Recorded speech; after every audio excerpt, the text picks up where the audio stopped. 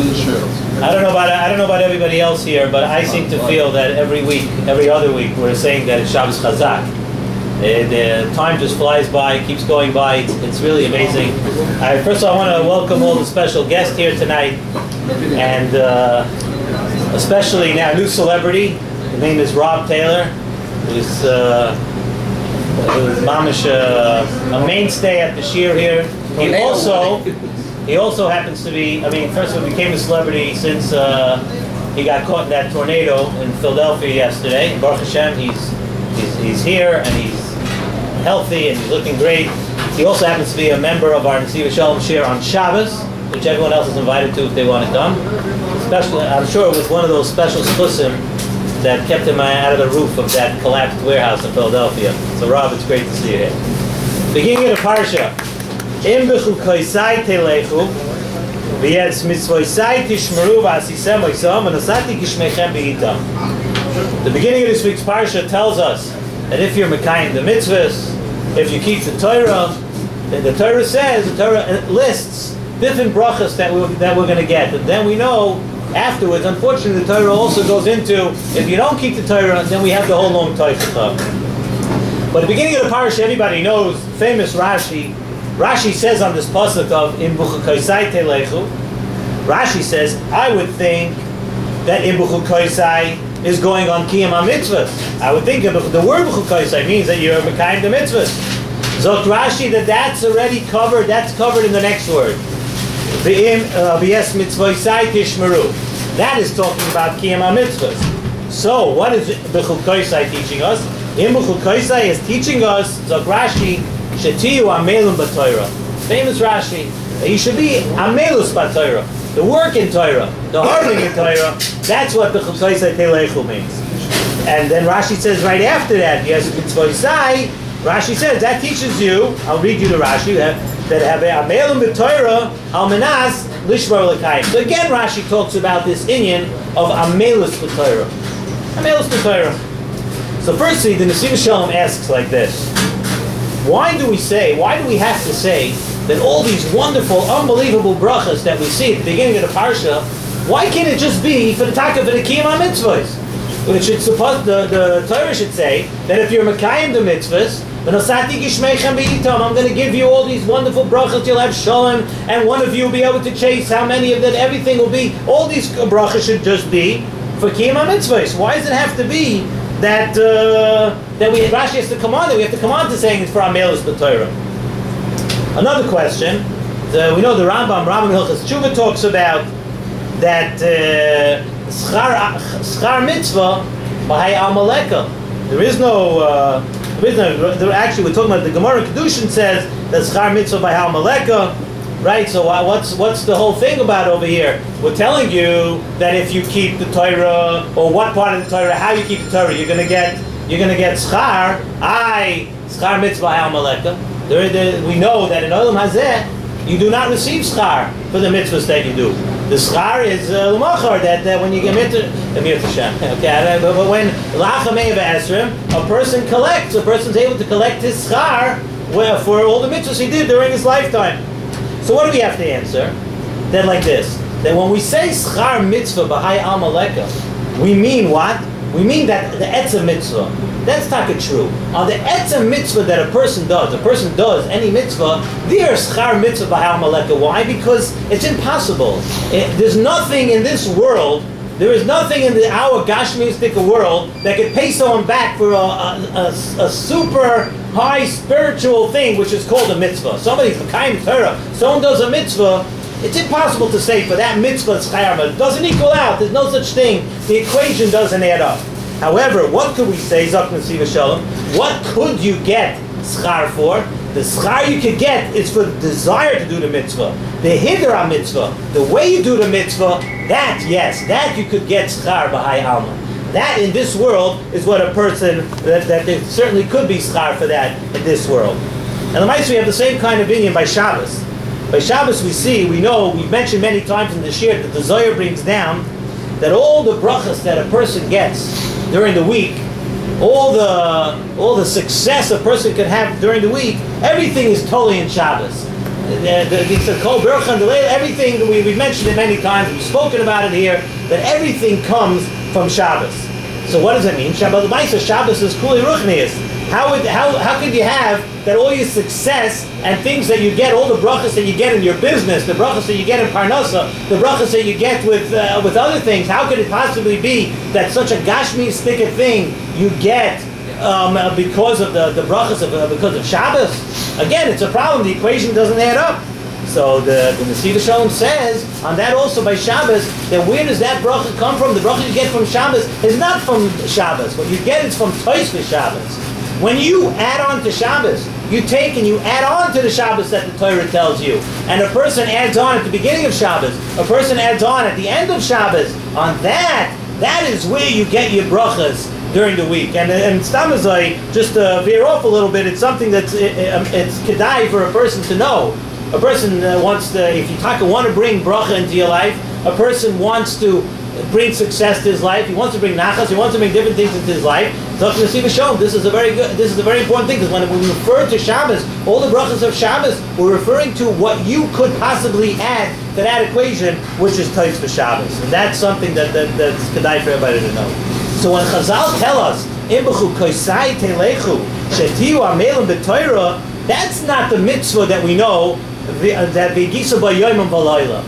That's the v'gisa b'yom v'layla is something else. V'gisa b'yom v'layla is that you have to learn Torah, but what is that? Now for that, the schar mitzvah by Hamaleka. That you can have. That you can have schar in this world.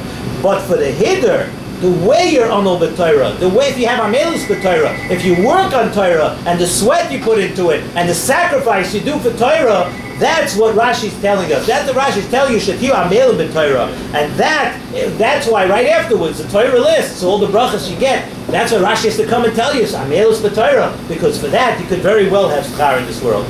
Now, the Maisa, it's brought down in Sfarim, and Shalom brings down, and other Sfarim also, that's the etzem what HaKadosh Baruch Hu wants. HaKadosh Baruch Hu wants to see amelus b'Torah. HaKadosh Baruch Hu wants to see the sacrifice we do for Torah. You know, we see, the Mishnah in Pirkei Avos says, the whole thing, the kachi darka shel Torah, the Mishnah says, pascha melech toichel, mayim b'sura tishke, person should eat bread with salt, v'al ha'aretz tishon, and at the end it says, ashrecha ba'olam hazeh, v'toiv lach la'olam haba. So what we could say on this Mishnah also, that what happens? What are you doing when you're eating pascha melech toichel? What are you doing? You're being mitzayir yourself. A person v'al ha'aretz tishon, you're going to sleep on the floor. What are you doing? You're sacrificing. It's talking about, in order for a person to learn Torah, in order for a person to do what he has to do, he's being mitzayir himself. That's why in that Mishnah could say, Ashrecha ba'olam hazeh, because otherwise there would be no schar ba'olam hazeh. But for the tzar, for the sacrifice you have for Torah, that you have in olam hazeh, that you can have schar. That's Pshat and Rashi, shetiu amelum b'Torah. It's brought down, the Tanit Ve'Eliyahu brings down, also, that once a Talmud came over, and a Talmud said, he wanted to know why. He's being Isaac b'Torah, and he's waiting for the Torah to come to him. He's sitting and learning, and come on, I'm waiting to become a Talmud Chacham already. I'm waiting to be the next Rosh Yeshiva. I'm waiting to be the next Mashkiach, and he's waiting. So he says that he answered him that no, the Torah that you want, if you taka want to have Gadlus and Torah, that doesn't come just by turning the pages of the book. That doesn't come just from learning more. That comes from Mesiras Nefesh. That comes from amelus b'Torah. That's where that comes from. Just want to finish off with a thought. Something that's very interesting that I saw this week. It says near the end of the Toichacha, the pasuk says as follows. We know that we go through the whole Toichacha, and a person is very down. You read the Toichacha, and unfortunately we've seen that over the years, so many of the things in the Toichacha have come true, and we go through different periods in Klal Yisrael where people suffer so much, and then we come to all of a sudden everybody gets a little uplifted when we get near the end of the Toichacha, and it gives us those psukim a little bit, which are encouragement. It happens to be that one of those psukim really is not encouragement, it's actually Mil B'Toichacha. The pasuk says, V'zacharti es b'tzi Yaakov, v'yav es b'tzi Yitzchak, v'yav es b'tzi Avraham Eskar, v'ya'aretz Eskar. So, if you think about it, why is it that the Torah puts this pasuk Right the next pasuk, the Torah goes back to speaking about that Chas v'Shalom, the punishments that Klal Yisrael is going to get. And right before we even end the Teichah, it says, "V'zacharti es brisi Yaakov," and I'm going to remember the Avos, and I'm going to remember Eretz Yisrael. So why build the Teichah? What does that have to do with punishments for Klal Yisrael? We remember the Avos, and also the Aretz Eskor, I'm going to remember Eretz Yisrael. So it's a beautiful, the Shlach Kaddish says a beautiful word here. He says that's exactly where that belongs. HaKadosh Baruch Hu is telling us that, you know what? It's even a bigger time on Klal Yisrael if you don't keep the Torah. I gave you such avos. I gave you a land of Eretz Yisrael with so much kedusha, somewhere you can gain so much out of the avos. You can gain from your forefathers.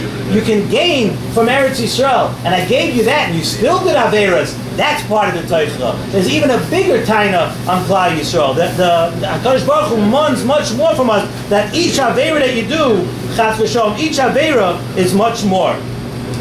And we have to understand that we have that much more responsibility because we had the avos and because we have Eretz Yisrael. And I always wondered exactly what it would be today. We live in a time, in a generation where HaKadosh Baruch Hu is giving us everything. He gives us everything. There's more Torah, there's more opportunity to learn Torah today.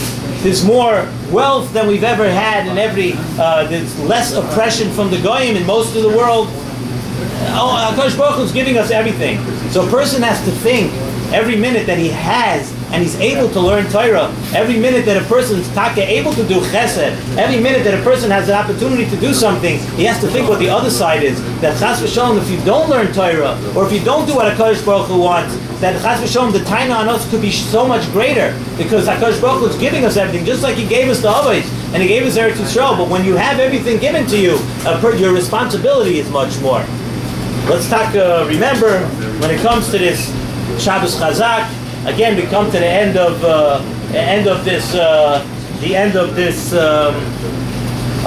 Chumash Vayikra, where Baruch Hashem, we were able to have so many shiurim and learn so many lessons. We should remember this lesson, that we have a big responsibility, and our responsibility actually begins and ends with our meilus b'Torah, the amount we sacrifice for Torah and what we do. I just want to mention that this shiur tonight is in a schus or refuah shleima to someone that we a dear friend of ours, someone that needs a very big refuah shleima. Baruch Yosef Ben Perel is his name, who's the father-in-law of Yosef Mother Perel, who needs our tefillas, he needs tehillim, he needs everybody to daven for him. Somebody, a yid who's pashat, full of chesed. I could just say that anybody in our neighborhood knows that Baruch Yosef Ben Perel, who is called Hamachuna Bruce. Everybody knows him as Bruce. And I've known him for years.